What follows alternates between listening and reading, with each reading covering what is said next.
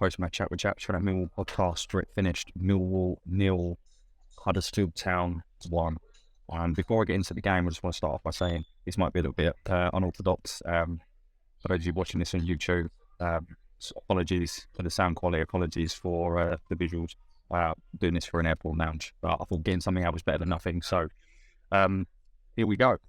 So before I sort of give my sort of take on the game, I think perspective's key. I really think perspective's key here. We are still sixth. We are still 3 points ahead of seventh, and it's still in our hands. Put that into context in terms of where we all thought we'd be, the amount of change that's happened at the club over the last 18 months with players like Jed leaving, and let's be honest, the quality we've got in the squad. Perspective's key. However, the game yesterday, and I've had the time to reflect, wasn't good enough. And for me, we lost the game for three key reasons. The first one, I want to give Huddersfield and Millwall tremendous credit, because I think tactically, the way they set up, the way they performed, the way that they played out their skins, defended their lives, has to be commended. So fair play to Millwall and Huddersfield, and I'll talk a little bit about some of the things that they got right in that game that really thwarted us from playing our game. The second thing, anyone who watches this and has done for a while, apologies for the noise, guys, will know that I'm a big King Gary fan. I'm a very, very big fan of Rowett. However, I'm also allowed to say where I think he got it wrong. And I think that yesterday he got outdone tactically, and I also think he made some incorrect decisions. So that's the second reason. And then the third reason is I think there were too many players yesterday that were not on form. I will not have that the players were tired at all. I'm not having that as a reason or an excuse, because Huddersfield played Wednesday. They fielded a very similar team to the team that played on Wednesday. On top of that, they've had to travel down, and they did not make any substitutions other than Waghorn, which was enforced for that 90 minutes. So their players must have been dead on their feet. So I will not have tiredness as an excuse. It's simply that, as I say, those three reasons. So let's get into it then. So first of all, I was really surprised to see us go with an unchanged lineup. Especially after some of Rowett's comments post-match after Swansea game, I expected him to make changes, and I expected him to bring Burke or Watmore in, or both. And I expected him to bring Shackleton into the centre of the park. That's what I expected. What we got was an unchanged team. So the likes of Leonard, Saville, Bogey, Honeyman, Bradshaw, all expected to go again. I get it, and damned if you do, and damned if you don't. Don't change a winning team. But I thought we could have done with some fresh legs. And we'll never know whether that was the right call or would have been the right call or not. So the game starts, and the first sort of 5-6 minutes, we start, as we always do, I felt quite good, quite front foot, and we created a really, really good opportunity, which, had we taken it, we would have really set the tone of the game. Some really good play down the left-hand side. Ball makes its way into the middle. Bogey, unmarked. He's got to hit the target. I wouldn't class it as a sitter. It's not an open goal, but he's got to hit the target there. And if that goes in, it changes the complexion of the game completely. And it's a gilt-edged opportunity for me, for us to really sort of start the game on a real positive foot. That doesn't go in, and then Huddersfield come back into it. Huddersfield start to come back into it, and they do this by, again, tactics. It's really smart from Warnock, the way that he's set up. He basically let us have the ball. And you know as well as I do, Millwall fans, that we are much better when we don't have the ball. We basically, what happened to Swansea on Tuesday night happened to us on Saturday. Gave us all the ball, and we couldn't break them down. And what they essentially did was, well, Warnock's basically said, we know that Cresswell and Cooper play long diagonals. And then what happens is, if you don't win the first ball, you win the second ball, because you've got an extra man there, because we've pressed your centre-halves. So he's like, you know what, we're not going to do that. We're going to let your centre-halves have the ball, because we know they're not that great at great with your feet. And the first mistake for me that Rowett made yesterday was, taking the first 11 decision aside, the first mistake he made after that was, for me, not spotting that until around 30 minutes. It wasn't until around 30 minutes that Rowett and the team's tactics changed to encourage our centre-halves to step out with the ball. And countless times, once we'd realised that, we were able to literally step out with the ball. And Cresswell and Cooper were kind of getting to the edge of their box without being challenged. And it was really, really, really well set up tactically from Huddersfield. Let's make no mistake about it. They sussed us, and they did really, really well there. I thought we didn't move the ball quick enough in the first half, but we created countless opportunities in the first half. The first half, to me, I was quite confident going into half time, I have to say, and I'm not usually. Some really good opportunities with Fleming. So Fleming plays a nice 1-2, I think it was with Honeyman on the edge of the box. It was a very similar type of finish that he attempted that he did against Stoke, so just trying to guide it into that corner. Goes just wide at the post. I also recall an opportunity for Cresswell stepping out, carries the ball, ends up having a shot which goes just over the bar. We had tons of shots in the first half. I think we had about 10 shots in the first half. Again, the whole game, we had 18 shots, only 4 on target. And that's because they limited us to lots of shots from outside the box. And you have to commend Huddersfield. I have to say, Millwall fans, I've seen a lot of reaction on Twitter. And everyone's entitled to their opinion, and this is just mine, right? But we have no right to turn up to these games and just win. We don't. And we also, our team is not that good. Yes, 3 home wins in our last 10 games is not form that's good enough, and I appreciate that. But we also have no right to just turn up and beat teams like this. Huddersfield played out of their skin yesterday. And ultimately, we can't seem to break these teams down, which I'll come on to after this. I'm just going to sort of wrap this sort of bit up in terms of the overall game.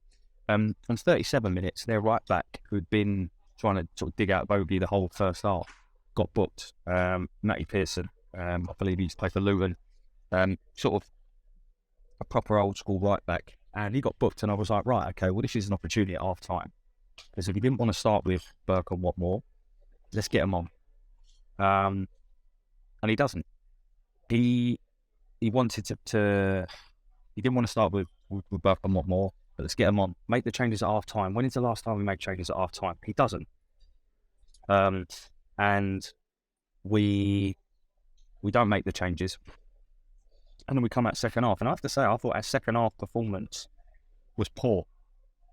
We didn't create anywhere near the amount of opportunities that we did in the first half. And I felt that Huddersfield defended superbly. I want to call out 3 names for Huddersfield, actually, because I thought that they deserve to be commended. So the first name, I thought Michael Hellick at the back. I thought he won everything in the air. Even when we put Cooper up top at the end, he won everything. Absolutely everything in the air. I thought he was superb and was vital for the way they played. I thought the Edmonds Green and Jonathan Hogg in the centre of the park, I thought were outstanding for them as well. Jonathan Hogg has been around for years. He played for them in the Premier League, and he's just got that experience. He was in the referee role, which I'll come on to the referee in a moment, in the referee role the whole time. Firm challenges, really sort of, he was their man in midfield that encouraged that physicality, which we know when we impose on teams, there's not many teams that can match us for it, and they did yesterday. And then Edmonds Green, I think it's a reason why Fleming was poor yesterday. And we'll come on to individual performances later, but there's a reason. That's because Edmonds Green did not leave him alone, so he deserves some credit as well. But in the second half, it was just, again, we had all the possession. We ended the game with 70% possession and 18 shots, but we didn't do anything with it. The only chances that, and I'm doing this without any notes, guys, so apologies, but the only chances I really recall were sort of in the latter stages of the game where we brought on Essie, who, he did some good things, he did some bad things. The kid's going to be class, and I'm absolutely delighted that he's been called up to the England under 18s, but he did some really good things, a couple of moments of sort of magic on the sort of 8-7 minute mark. Put some beautiful ball into the box right across the face of goal, and there's no one there. Bradshaw does everything to try and get it, if it doesn't.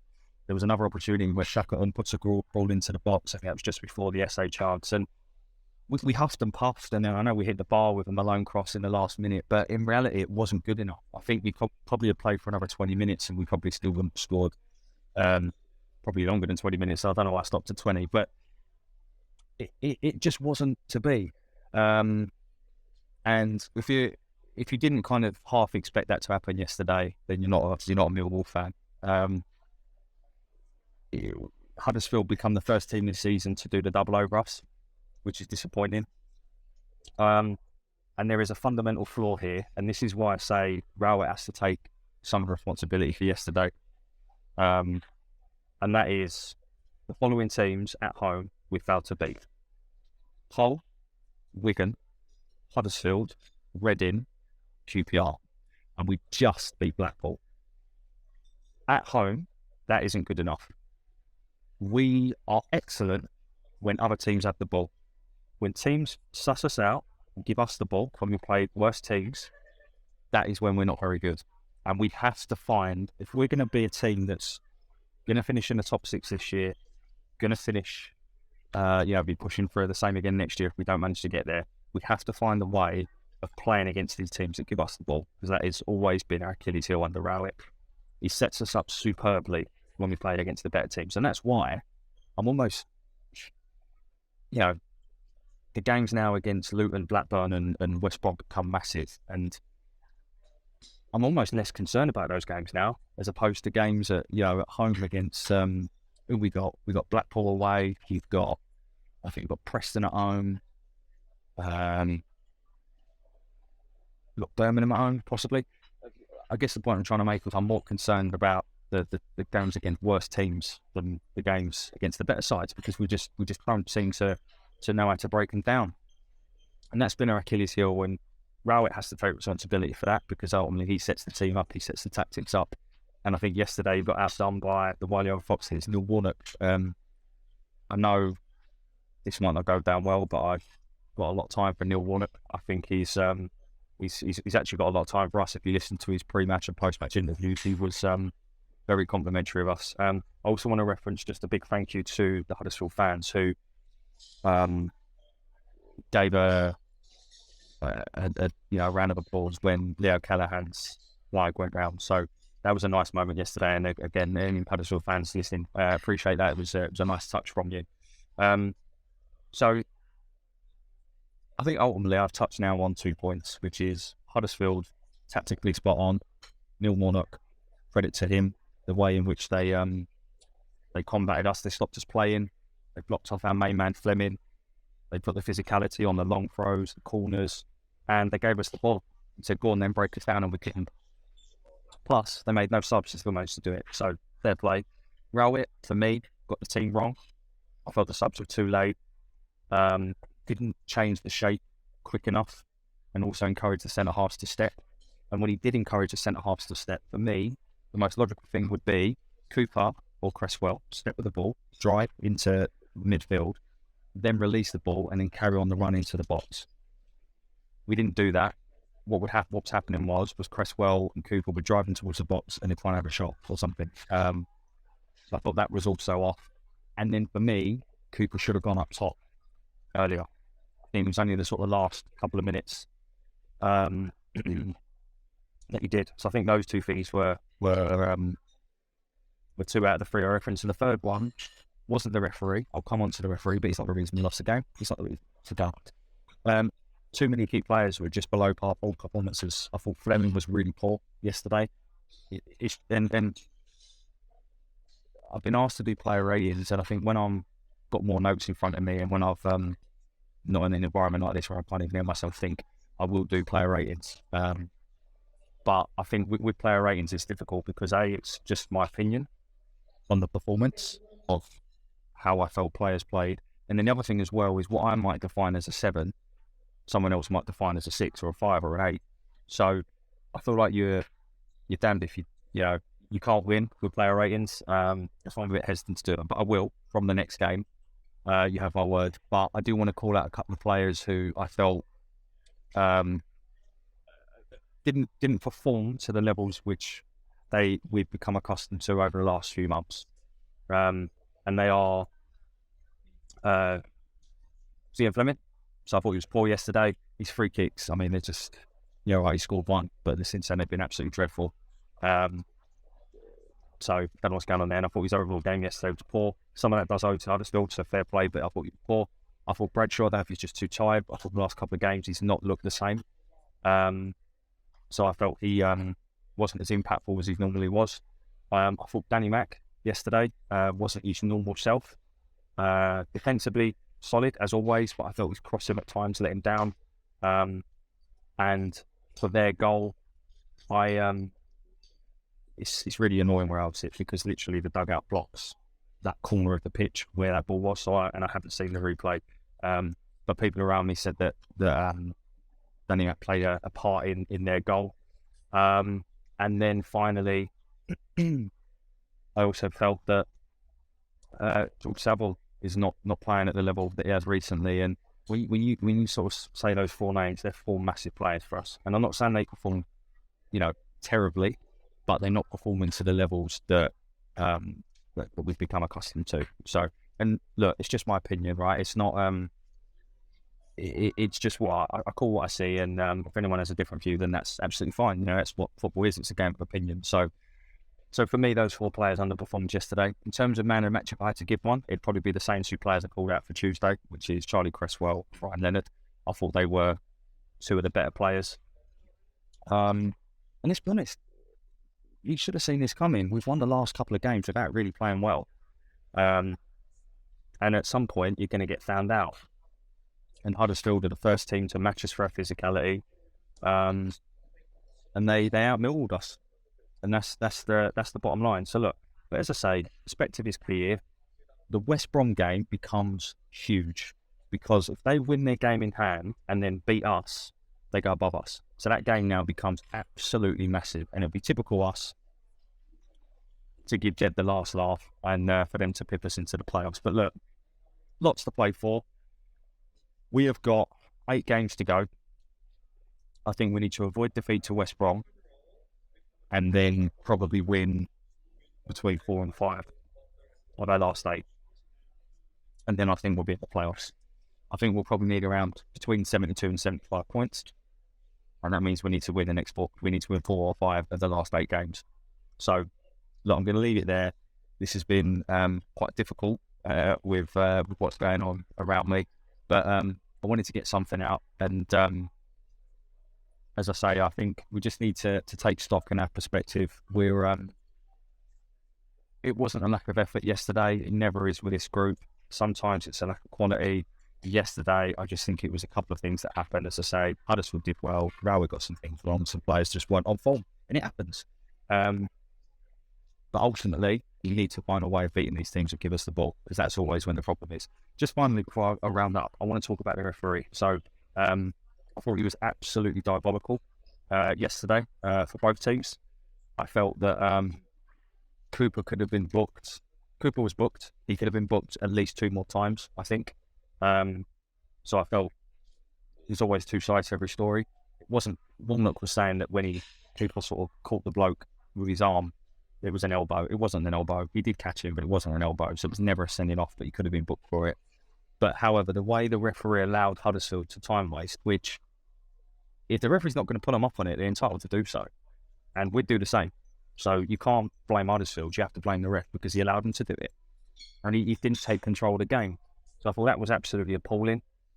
I also felt that he missed a lot of fouls. And he just lost control of the game for me. I thought he was poor for both sides. But ultimately, he had his 7 minutes on at the end, and we still didn't score, and we didn't really, we could have played for another hour and not scored. So he's not the reason we lost the game. And as much as we all like to take our anger out on the ref and the linesman near me was shocking, at the end of the day, we've got to look at ourselves, and the performance wasn't good enough. I think that's it. The only other point I will make as well, and this is all over the place, guys, I know it is, so I'm literally just rambling, but I'm just trying to get my points across. I felt that as much as I was calling for Burke and or Watmore to start, I felt that neither of them really impacted the game when they came on. Is it because they were trying to get into a game? Yeah, Watmore dropped deep a lot and drove with the ball, but there was never any end product. And Burke was just typical Ollie Burke. There was one point where George Long's superb kick up the field, really accurate. Burke, blistering pace, beats his man, all ends up, gets into the box and then flushes his lines. That's Ollie Burke for you. Something doesn't seem quite right with Ollie Burke. I don't know if he's not fit, not interested, a bit of both. Don't know. Maybe that's the reason he's not starting. So I guess it's easy to say, oh, we should have started Burke, we should have started Watmore, but when they came on, I don't really feel they impacted the game. But look, we've got a week's break now. We've got a mini season of 8 cup finals. We need to get behind this team, which I felt, to be fair, the crowd yesterday didn't get on the players' backs, which was good because I think that wouldn't help anyone. On Twitter, it seems that a few people have, and I just think we need to just take stock. Remember that we're sick. Yes, it wasn't good enough, but we go to West Brom on the 1st of April, and that is massive. We cannot lose that game. But listen, well, whatever the rest you have of your weekend, enjoy it. I know I was told not to apologise, but I'm going to, because this has definitely been a bit ropey for reasons already mentioned. So thank you for listening. Stick with me. Stick with the players, more importantly. And hope you have a good week or so and catch you after the international break. Have a great weekend. Thanks for listening. Bye for now.